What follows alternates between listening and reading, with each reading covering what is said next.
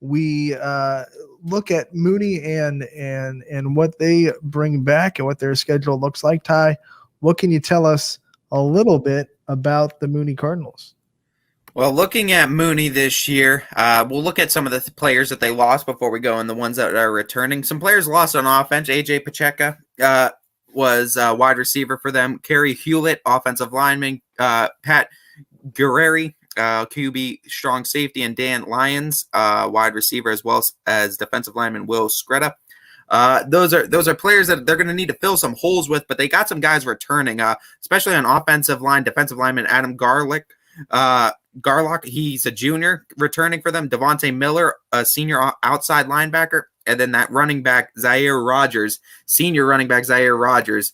He's going to be the showtime there, Anthony. And we noticed it last year. He started breaking it out and coming into his own. And it looks like Mooney's going to go with their same old ground and pound approach that they've done for years that started with Don Butchie and is kind of transformed and evolved to this now. And Zaire Rogers is that ideal running back for Mooney. Don Butchie running up the middle. They'll never expect it. That was Scotty, you know a lot about Mooney. You used to interview their head coach and talk to their program. When you look at just the history of Mooney and the things that these players kind of wear on their shoulders to try to keep the tradition alive, what kind of pressure do you think that brings when they go into that gym and they see all the state championship banners and they see all the league championship banners and they have to try to live up to that?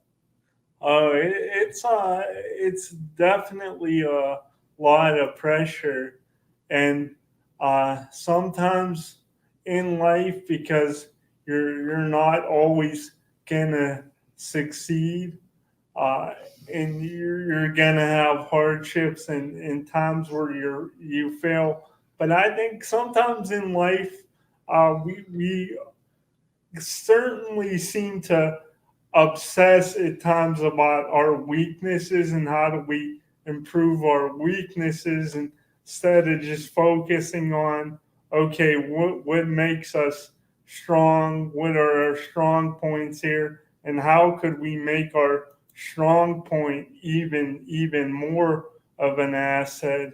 And I think for Mooney in the shortened season, if memory serves me correctly, they went 2-6 last year, but if I remember everything right, they did have a pretty young squad as well. So they get guys back and returning, and it was a rough year last year, but I think this year they could learn from that, and the guys that are coming back that have that negative taste in their mouth, they're going to want to get it out as soon as possible starting in week 1. So I think they're going to come back even hungrier than maybe they were last season. And not saying that, they weren't hungry, but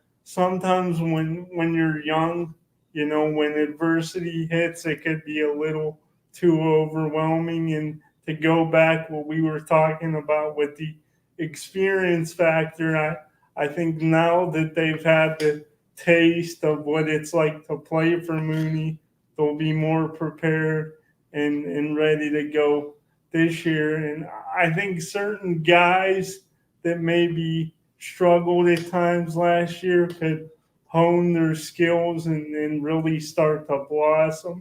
This Mooney program. Little did we know we were getting Scotty the philosopher today. I love the knowledge drop and Scotty with the life skills and the self-help love. So Ty, my buddy, my friend, when you look at Mooney's schedule, what are some games that you personally circled as important games to look forward to in the Cardinals season?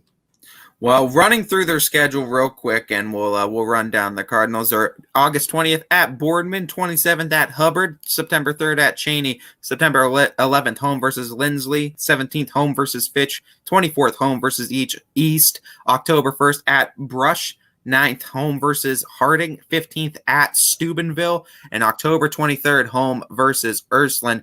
Couple games that I have circled on this, and that's because I'm personally going to be calling them, is September 17th, that home game, Fitch and Mooney. I'm very passionate about both Mooney and Fitch athletics. I started really getting into Mooney, Waterloo, and Fitch athletics during the basketball season, and then girls basketball, boys basketball, started really getting into both of them, and started really falling in love with the traditions that are at Mooney too, and that whole history, as well as Waterloo's basketball program. But on a different topic with that, that's one game I have circled, and the other game I have circled, and it looks like as long as we're all good to travel down there, which we're hoping we are, October 15th at Steubenville. I think that's going to be a great game between two schools that have winning history, especially recently too, and just throughout years too, throughout the last decades, just two very winning schools, and it's going to be a great game. And I'm looking to represent the YSN flag when we go down to. You know what I love about you, Ty? If you go down to Steubenville, you will rock Mooney like crazy, and you will have no fear of the absolutely crazy fans that Steubenville has. They will not be able to intimidate you at all. Got a little taste of the Steubenville faithful when they came into Fitch last year, and I mean, COVID kept a good majority of them out, but the ones that were there were still loud and hardcore. So now you're going to their place. There's a little bit of different atmosphere. And COVID restrictions should hopefully be off. We hope we won't have to worry about that. So full capacity Steubenville versus Mooney should be fun, and that is a big game. I think Cardinal Mooney, very tough schedule going forward. They open up Boardman, Hubbard, Cheney, which should be 3 tough games like we talked about. Going through that schedule, that Steubenville game coming right off of a home game versus Warren Harding, which, again, is going to be rough and tough. This is going to be a back-to-back game where you go Warren Harding, which is a lot of size, a lot of physical play, right to Steubenville, which is the same exact thing before you finish up with Ursuline for the Holy War. These are 2 games, both Warren Harding and Steubenville, where you got to make sure you got your guys right. You got your guys physically rested and physically healthy going up against Ursuline, which I think will have big playoff implications these last 3 games of Mooney's season especially.